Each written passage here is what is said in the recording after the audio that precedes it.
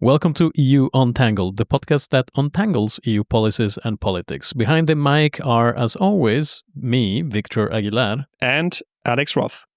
Vic, did you ever wonder why not all sparkling wine in the supermarket and in the EU is actually called champagne, and why champagne is so expensive? Well, Alex, actually, I have. You'd be surprised. More often than you'd imagine. And I suspect that finally today I'll get an answer to that. I didn't know you are buying so much champagne, Vic.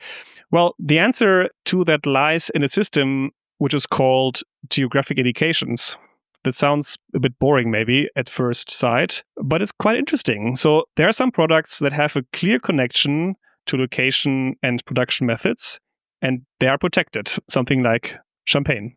Or maybe like other products that exist in the EU, even if they are less known, like Swedish stick candy called polkagriser, or Brussels chicory, what we know as chicon, or maybe even Glühwein from Nuremberg. Yeah, the famous Nuremberg mulled wine. Well, there's way more to it. And in this episode, we have an excellent guest helping us untangle what lies behind these geographical indications in the EU. We'll tell you why geographical indications, also known as GIs, exist, how they came into being, what they protect, and why you should care about them. Your visit in the supermarket will never be the same again. Before we start with our conversation, just a brief disclaimer. All the opinions expressed by us are strictly ours and cannot be associated with any third party. And no, let's roll it. Is it okay? Let's roll it? Let's roll. Okay. And now, let's roll.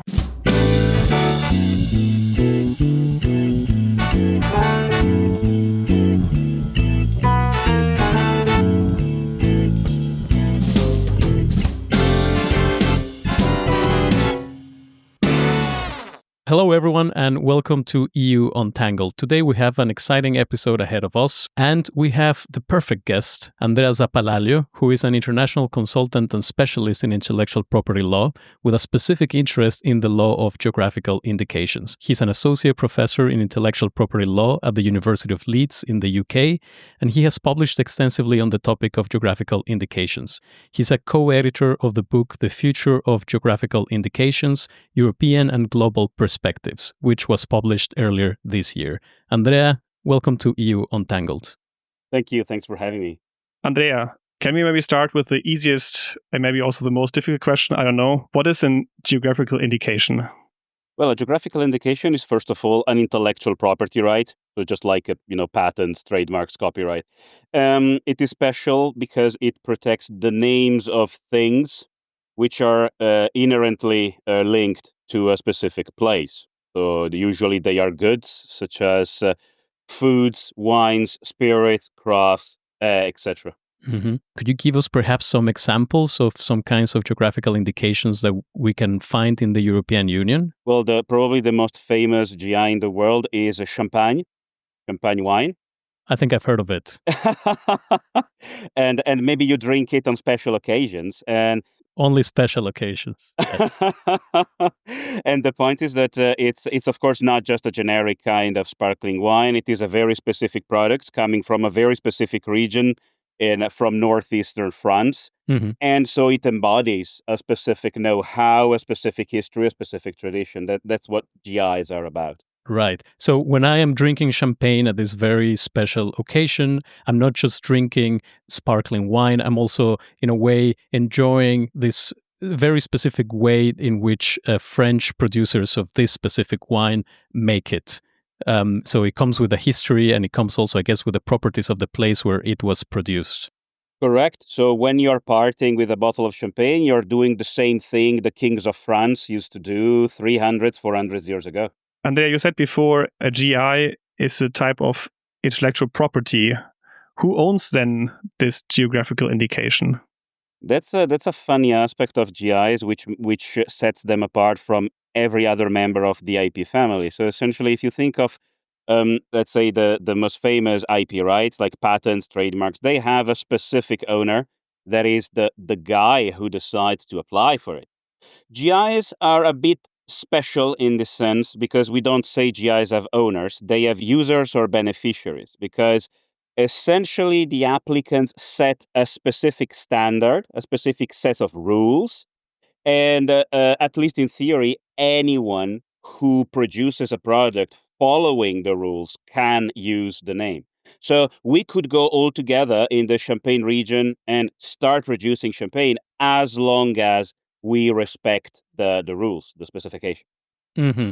Before asking you more questions about who benefits from geographical indications, first I'd like to go back a little bit in time and ask you, why do geographical indications exist in the first place? Why did we consider at some point that it was relevant to have certain products protected? Well, the idea is that GIs are different from, let's say, trademarks because they are origin labels. So a very specific subset of a broader subset, which we call quality labels. So, for instance, if you buy a product because it bears the fair trade trademark, of course you buy it because of its qualities, because you believe in the values that it embodies, that workers are not exploited, producers receive a fair share, etc., etc. But it tells you how a product is made. The geographical indication tells you how, but also exactly where. Essentially, at the beginning of the 20th century, the French wine market was wiped out by a parasite imported from the Americas called phylloxera, a very small aphid. And that destroyed 85% of the French production of wine, which was flooded by counterfeit products, mostly coming from Germany and other countries, mostly Germany. And all of a sudden, the French understood that quality can sometimes be a very, let's say, formal concept, not that substantive. I make you an example. If I make fake champagne in Germany, I bring it to the Champagne region and I bottle it in the Champagne region. I can state that the products comes from Champagne. But we know it's not exactly champagne because it's not really what that is. Right. And so they started developing this piece of legislation that was able to provide a legal definition of the concept of origin. And then it developed from there. Is it fair to say then that geographical indications, as we know them today, as this quality or kind of quality label for certain products, are fundamentally a European thing? Well, I mean, the European system is extremely sui generis, is extremely demanding. And yes, it is pretty much a French creation, which then, was transferred to other countries. The so-called Southern European countries were probably more receptive at first, but now you can find super high quality GIs also in Germany, even in the United Kingdom before Brexit. Of course, the main international treaties on intellectual property, they also include geographical indications. So GIs are an international standard, but the European model is pretty much unique. I guess that gives us the perfect segue to ask you about a little bit more about the European model. We know that there are some geographical indication labels at the European level. Could you tell us a little bit about that? What are the main labels that we can find and what they mean? Well, so I will simplify this because otherwise you will all fall asleep. But basically, when you go to the supermarket, you see two labels, a red one and a blue one. The red one is called the PDO, the Protected Designation of Origin, which essentially comes from the French model, the Appellation d'origine contrôlée. That means two things, essentially. So when you think of a GI, you always have to wonder, one, what the origin is, two, how much of the product is made there.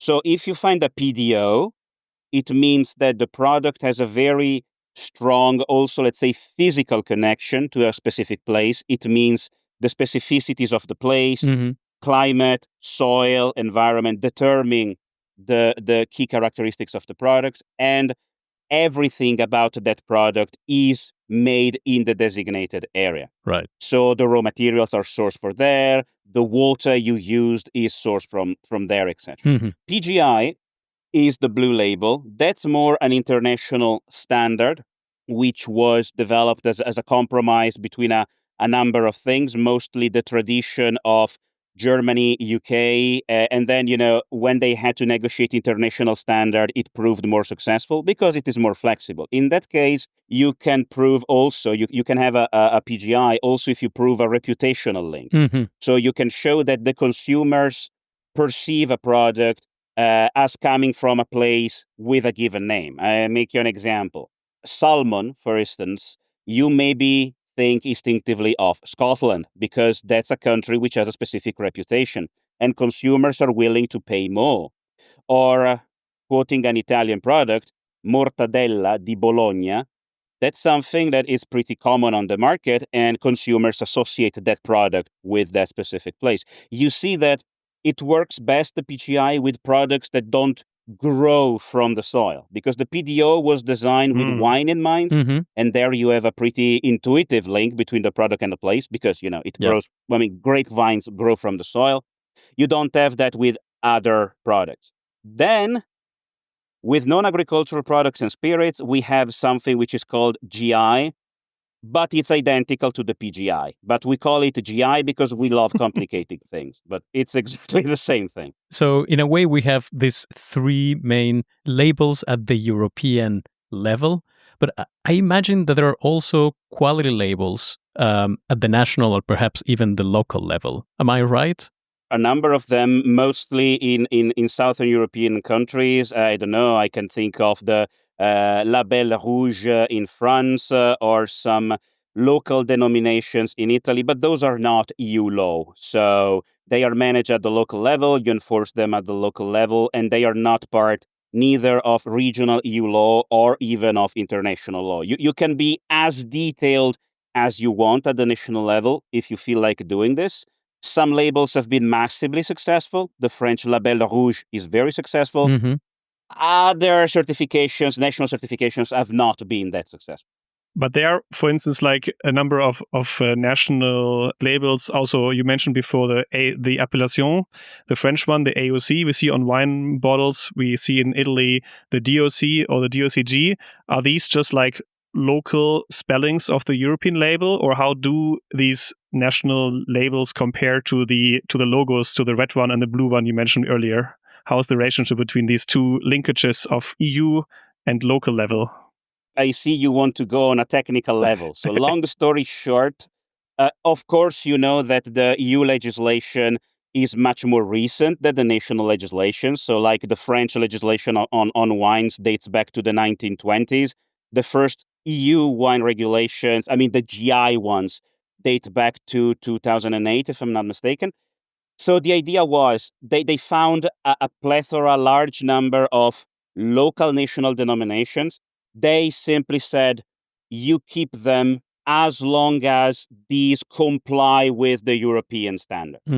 So in a sense, yeah, they took what already existed at the national level and they combined it into large sets. And so you have AOC in France, DOC in Italy, etc., etc. They are all national versions of the PDO. Right. And I suppose that a product can have several labels at the same time. So not just the European label, but also the national label that it's awarded by the French or the Italian or the German government. Absolutely, and then you don't need just GIs. You can write that the product is made in Italy or made in Germany or made in France. You can claim that it's a biological product, unfiltered product. You can have all sorts of messages. I am in favor of simplifications because most of the times consumers, unfortunately, they don't recognize the meaning. They don't understand the meaning of the label. But you can go as complex as you want. But it's true that as a consumer, at least when I myself go to the supermarket, perhaps what I have in mind is not necessarily the quality labels. Perhaps first and foremost is price, then perhaps taste, and then recognition of a certain brand. But then that's where these quality labels can play a role because they can make them more recognizable for me. It can be a shortcut, but first I need to know what they stand for. And what you just described is very helpful. Next time I go to the supermarket, I can pay more attention and basically understand a bit better what they're trying to communicate, all these producers, to me. Yeah, and that's why the products can cost more because, of course, they are niche products and production costs are higher. And then it depends. I mean, if you don't really care about the quality of product X, you're always free to buy a cheaper alternative. But yeah, it's good to be informed. Yes, absolutely. Are there any geographical indications that apply to non-food items? I'm thinking textiles, perhaps, crafts, maybe even music. So you have to wait for the 1st of December, because on the 1st of December, the new European system for the registration of non-agricultural products will become operative. It will not be managed by the European Commission like other GIs. It will be managed by the EU Intellectual Property Office, so from Alicante. And, the EU has tried to introduce the system for a long, long time. There are countries like India that protect non-agricultural GIs, so crafts, stuff like that, much more than foods and drinks. Europe, for reasons, mostly historical reasons, has always done the other way around, but now that's not the case anymore. So we're going to have a GI for crafts and industrial products. Music, of course, you cannot, because it's not a tangible good, but musical instruments, yes. If there is a specific instrument belonging to a specific area of Europe, you can protect that, of course. Will that mean that a certain instrument can only be called in a certain way if it's made specifically according to a set of rules, and maybe even in an area that is limited geographically? Well, yeah, and if they will be protected by a GI, of course. Just to tell you a case I know well, it's the case of the Cremona violin, the Stradivari violin. The city of Cremona in Italy has an important tradition of violin making. If they ever decide to register a GI, it means that you can call Cremona violin only a musical instrument built in accordance with specific rules, and in an area which will be determined by the producers themselves as the area where Cremona violins are usually made. You explained now well what the different labels mean, where they came from. I think the obvious question is now, how do they arrive at the market? What is the process behind a label, for instance, appearing on the mozzarella di bufala campagna? Who initiates the process? Is it the local producer, the Italian government, or does the European Commission from the top says, we think they should be protected? So the procedure is one for all of Europe. So everywhere you would find the same process. There has to be an association of producers who initiates the process. Usually, there is a very long, let's say, pre-application phase, because imagine you have to pick a number of producers and they have to agree on common rules. They have to come together. It's always useful to have maybe your local regional government, like the city council, or your region, or Länder, if you come from Germany, etc., who supports the process, because producers are producers. They're not lawyers, so they may not be able to do everything on their own. Once you have built the infrastructure, you apply at the national level, because, of course, national governments know their territory better than the EU Commission, and they have to determine if all the requirements are there and are correct. So if they prove that there is a link to the specific place, if the file is complete, etc., a number of things.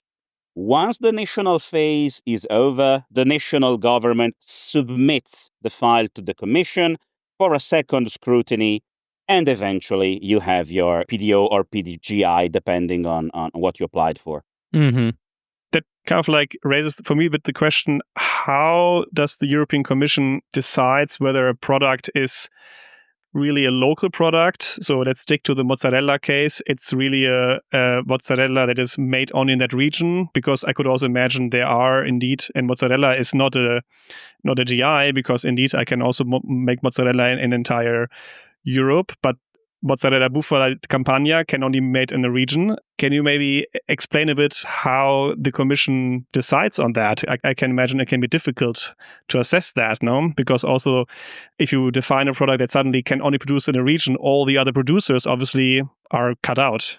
Well, answering to the first part of your question, in short, when you apply, you have to prove three things. One, that the place has some specificities.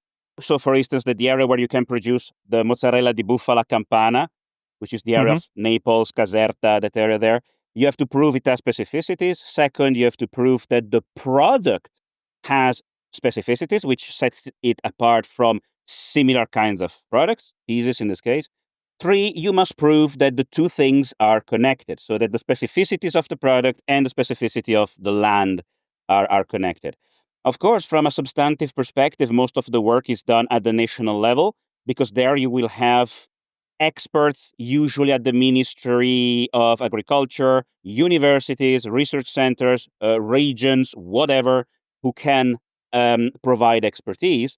Then I must say that the EU Commission works really well here. So they really have very expert officers who take the file and check if it's convincing, if the evidence provided is convincing. And then usually there is a back and forth between the Commission and the member state until everyone is satisfied with both the formal and the substantive requirements. And sorry, maybe there was a second part of your question I forgot. No, maybe the second part was I could feel that if somebody has produced that product outside that specific region, suddenly, of course, that producer is not anymore able to call that product in that name or has to rename it, no? That's not that common problem, but that's a problem you can see. It's not that common because usually GIs that work well represents groups of people who have been working together for decades. But it can happen. The best way to do this is to adopt a bottom to top approach and being really open, really democratic, and listen to everyone. The national procedures of some countries are particularly strict. For instance, in Italy, if you file an application by law, you have to notify every potential stakeholder.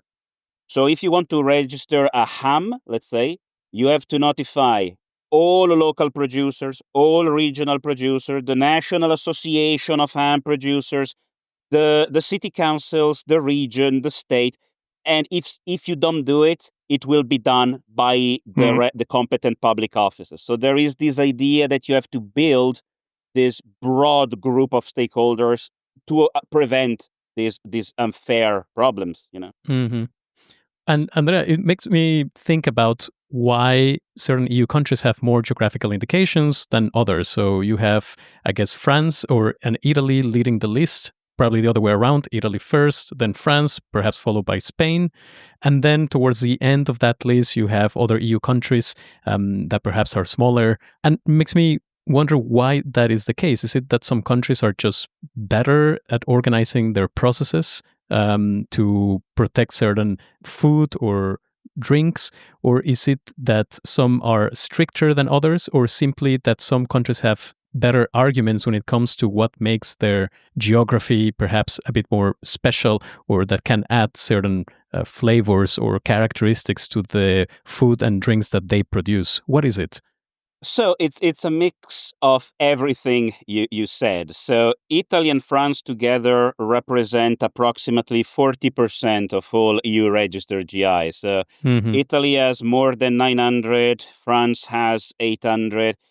At the bottom, you find Estonia with 2 and Malta with 5.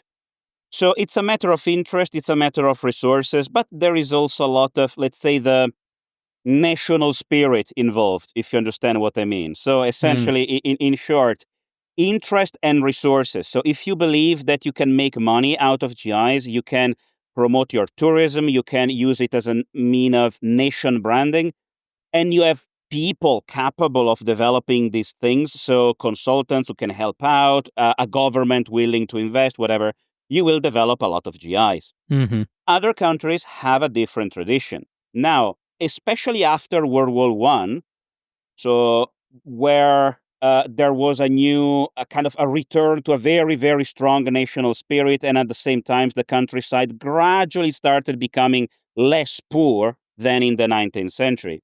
Some countries really built part of their national spirit around the countryside and their products. I am Italian. You will often hear in Italy, our land is the best in the world. Our products are the best in the world. Our wines are the best. So it's and France is pretty much the same. Other countries have always had a different relationship. For instance, in the UK, the countryside receives a lot of attention because it's beautiful. We have seen it in thousands of movies and TV series. But the agricultural product itself, because of the history of the country, is perceived in a different way. In Denmark and Finland, probably has even a lower status. So it tells a lot about how a country sees itself and its territory. But remember that the 80-something% of the territory of the European Union is rural territory. So what happens there will determine the future of the region. Fascinating. And let's imagine, okay, we have already a protected product. Could be Irish whiskey, maybe French cognac or Turron from Spain. So it's protected at the national level, at the EU level. What happens if someone violates these rules? So is there supervision in place to ensure compliance with these standards? One thing the European Union does well is, in fact, monitoring and control. It's mostly done at the national level. It's not something done at the EU level, apart from the borders, which are managed at European level, most of it. But I have to say the system is pretty efficient. So you have two kinds of controls. One, before the product is put on the market. So you want to check that the producers comply with the rules. And the second is the enforcement mechanism. And there, you should check the practice of every country, but you have a number of different kinds of protections, kind of defenses. For instance, well, there is the administrative side, the civil law side, and even the criminal law side. Make you an example. If you start producing fake champagne, the first thing probably would be that you have to be stopped. So you will receive an injunction saying you have to stop doing what you're doing, and your fake product will be seized. And that's more the administrative reaction. And then there is the civil law reaction, which is you will be asked to pay damages. Right. And maybe if your product was heavily adulterated or even dangerous for consumers' health and food safety, well, that's a criminal offense. I suppose this applies also, it goes beyond the EU. You mean infringement that takes place in non-EU countries? Yeah, I mean, I'm thinking, what happens if I don't know, a country in Latin America suddenly starts producing sparkling wine and calling it champagne? Is that an area where the European Union or France or the Champagne region or champagne producers can act as well? I can assure you the Champagne Association, the Champagne Producer Association, the Scotch Whisky Association, Parma Ham Association, they invest considerable money in enforcement in non-EU countries. Of course, it's not EU, so you depend on local practices. There is a lot of infringement, sometimes voluntarily, and most of the times non-voluntary. Like, my grandfathers was from Parma. I live in Canada. I start making Parma ham. You cannot do it, but that's another story. Let's suppose the indication you cannot produce anymore in that area because of climate change, maybe, or consumers decide not to buy the product anymore, or maybe the animal that is producing this product dies out. What's happening to the GI? Well, you can have different scenarios. So remember, GIs can evolve. You can always amend the specification, and there is an ongoing discussion, of course. So what happens if we start using genetically modified kind of grapes to make wines, because in areas where you cannot make it anymore? What happens if we start using AI tools to enhance production? Maybe we use water in a more rational way, etc. The idea is that, like all traditions, they evolve with the community. So as long as the community reflects itself into the product, I think it's fine. So that's the scenario number one, evolution. The scenario number two is, of course, it can happen. It's extinction. Like there was a case, I tell you the case because it's funny, of a kind of freshwater fish in a lake in southern Germany. It was a carp. Don't remember the exact place, but anyway, the poor fish lived in a national park, and the administration of the national park decided to reintroduce some birds of prey into the national park because it was their environment. The problem is that these birds ate the carp, and therefore they couldn't keep the fish in that lake anymore. And the GI was cancelled because, unfortunately, the environment was not suitable for the poor fish anymore. That's a very sad story. For the fish, yes. For the birds, they were happy, I guess. That, I think, is a perfect link to the next question I have, because there is always somebody who wins and somebody who loses from this kind of exchanges. So when it comes to geographical indications, who stands to win from them? And I guess the answer goes to the producers, but is there also anyone who loses when a geographical indication is established? And here I'm thinking perhaps again about the example of mozzarella. So the moment that you establish that only one kind of mozzarella produced in a very particular way can be called mozzarella di bufala di campagna, then perhaps all the others mozzarella producers that cannot call their product the same way stand to lose. Is that correct? Does that happen? Yeah, we have cases when that happened, unfortunately. Cases where good faith producers were cut off. Like, we make product X, I believe my recipe is better than yours, but you are more powerful, more influential, you represent more people. Unfortunately, we had these stories. Then, GIs are tools. And like all tools, they are neither good or bad per se. It's how you use them. So they preserve a heritage, they can support small producers. You will find dozens of success stories and dozens of sad stories. That depends on a number of factors. Mostly they are linked to dysfunctional groups of producers. So they cannot work well together. They don't know how to make the most of the tool they have. Or sometimes the best way to make a GI fail is to do it top to bottom.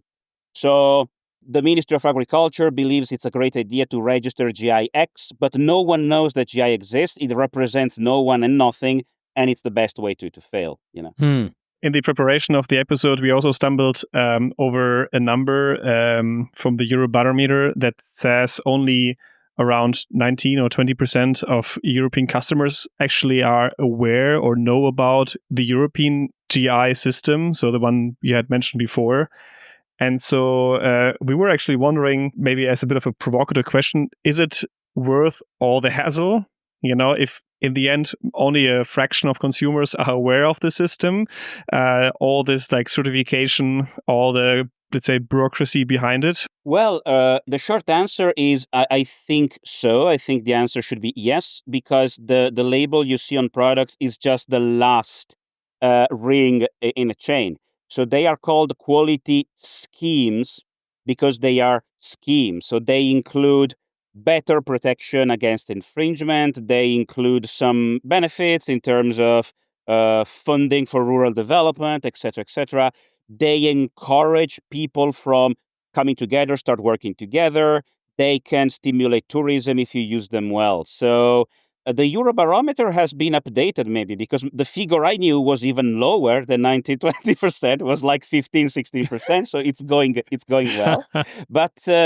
But what you see there, it's the last ring of the chain, and it is something that would exist independently from consumers' perception. It's not a normal trademark. Normal trademark, if you're not good at branding, well, you close, you shut down. GIs are a public/private tool which would like to achieve a number of goals other than working on the marketplace. So the consumer, the regular citizen buying products at the supermarket is not necessarily the target of these quality labels, because they go way beyond just the buying of the product. It has to do also with other economic factors like tourism that you just mentioned right now, or perhaps the protection of cultural heritage, which is a lot broader than just the supply and demand of a product. Correct. Then, of course, consumers, they help the system working well because, of course, if you buy a GI product, you will be buying not a generic product, but a product that represents a specific place, a specific know-how, and GIs keep the value where it is. No matter if you're a small community on a mountain somewhere on the Pyrenees, you will receive value from there. So if you want, it's a form of sustainable consumption of goods, but of course, you have to be willing to spend a little more. That's sure. Yeah. And on a slightly different topic, I think that geographical indications take on a more important role in the current trade environment. I'm sure they have a role to play when it comes to international negotiations of trade agreements. Can you tell us a little bit about how geographical indications work in that space? So this is an interesting question because the EU is notoriously very tough when it comes to negotiate these agreements where GIs are involved. So the recent EU-Mercosur agreement, where a political agreement was found in early December 2024, was made harder by GIs because, of course, the EU wants to, let's say, introduce very demanding standards into the negotiations, higher standards, and other countries, may not be very comfortable with that, especially if you present it as a kind of make or break thing. Another dispute, which is pretty well known, is the dispute between the EU and Australia concerning the Australian use of the names of European wines. Prosecco is probably the most famous, but not the only one. Yeah. And now, to my knowledge, that negotiation has stalled. It began in 2018, but it's not going that far. And GIs are one of the reasons why. Then if you take a look at what is happening in the European market, instead, GIs have a very prominent role. At least they used to have in the previous term of the European Commission, so the von der Leyen one term. And think about this, Ursula von der Leyen has been the first president of the European Commission who explicitly mentioned GIs in the letter she sent to the commissioners at the very beginning of her first term. So internally, they are super important. Outside, they are also important, but sometimes they are problematic. And do you consider that including GIs in trade negotiations is an asset for the European Union, or is it rather a liability? I mean, it's both things at the same time because, of course, think about it. You are negotiating a trade agreement. You have 8 chapters open. One of them, usually smaller than others, may be GIs. So that in that sense, for negotiators, can be a liability. On the other hand, the market is large. European producers matter a lot from a policymaking and political perspective. And we want our products to be sold successfully and safely outside. So it's an opportunity from a practical perspective. It's a liability, I guess. But you can avoid it. It's inescapable because GIs are a central part of the farm to fork strategy. So politically speaking, you can't give them up at all. Absolutely. They are a pillar of the EU system. And trade is one of the areas where the European Union actually has exclusive competences. So I wonder if you know how the European Union in these trade negotiations chooses the GIs that they will include in a specific agreement. Is it, in this case, the EU choosing top-down, or is there also a push from the bottom up?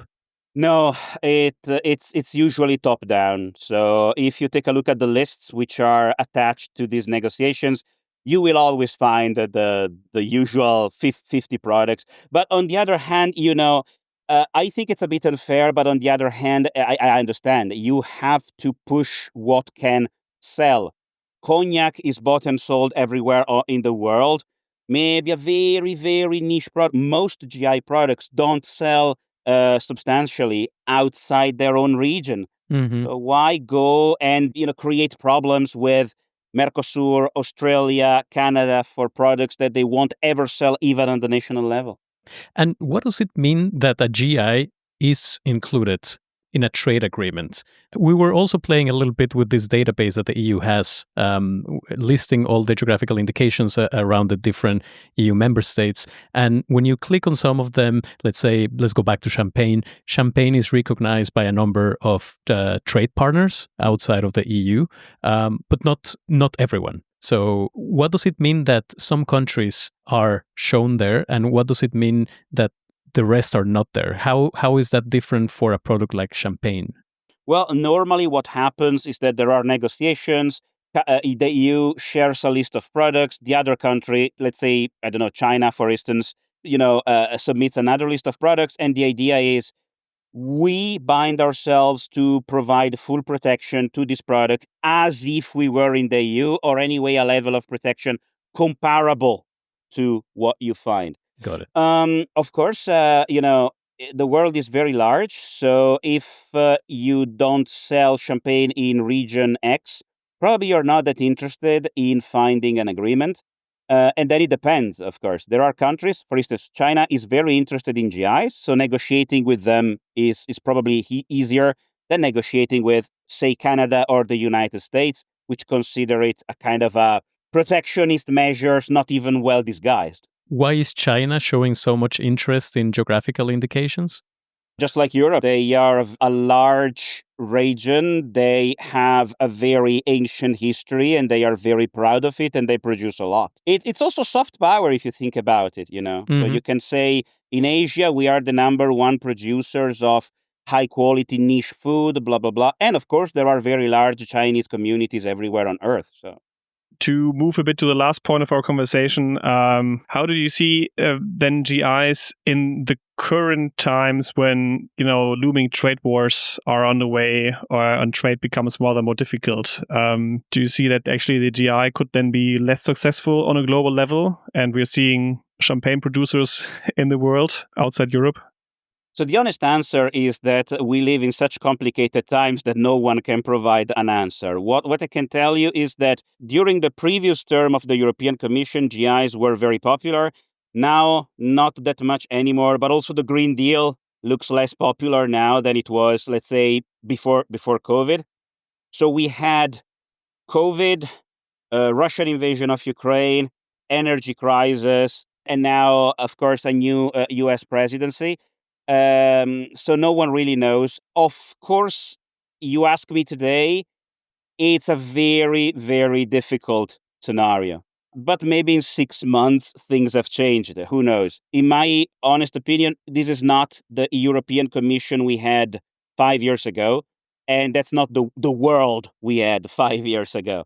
So we are all still trying to find out, what will happen. Because maybe some markets will become less successful. And maybe we will start sending millions more bottles of champagne in China, in Vietnam, in maybe not Indonesia, but in other countries, definitely yes. Who knows? Yeah, that leads me perhaps to the last question we have for you, and this is more open. What do you consider that is currently a hot topic in the field of geographical indications? What are some of the big questions that are being bounced around or that we should be paying attention to? Well, I think everyone is watching closely the implementation of the new regulation on non-agricultural GIs because, of course, there are a lot of first times. First time these products are protected in the EU. First time the EU IPO starts being involved at an institutional level, at a structural level. They have always been involved in a way or another. So everyone, I think, working in this area is watching closely this new challenge for the EU. I am positive about this. I think in, let's say, 3-5 years, we will see good results, but there is a lot of work to do involving producers, making sure the member states know what to do and how to do it, and giving us all the support we can to the EU market and EU policy making, of course. Great. That's a very positive outlook. And I think on that note, we can wrap up the conversation. Thank you, Andrea, for your time. It was a great conversation. Thank you very much. It was a pleasure for me. Thank you.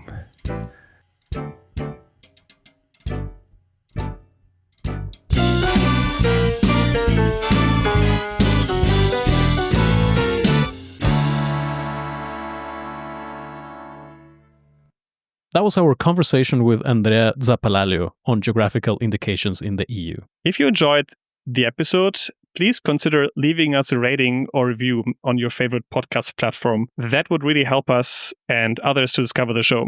Well, it wouldn't help us because we already know the show. Well, it would help us because more people would listen to our show, so it would help us. Ah, yeah, okay. So it will help us. You're right. You can follow EU Untangled on LinkedIn, Instagram, and Blue Sky to stay updated on future episodes and behind-the-scenes content. And we'd love to hear from you, whether it's feedback on this episode, ideas for future topics, or just a hello. So you can send us an email to mail@untangled-podcast.eu or reach out to us on the various social media platforms. You can also call Alex on his private mobile phone or knock on his door. Good. Thanks for listening, and see you next time. Okay, Vic, then have a nice evening and make yourself a nice salad with some good mozzarella bufala di campana. Thanks, Alex. I'll go enjoy a glass of champagne, I think. See you!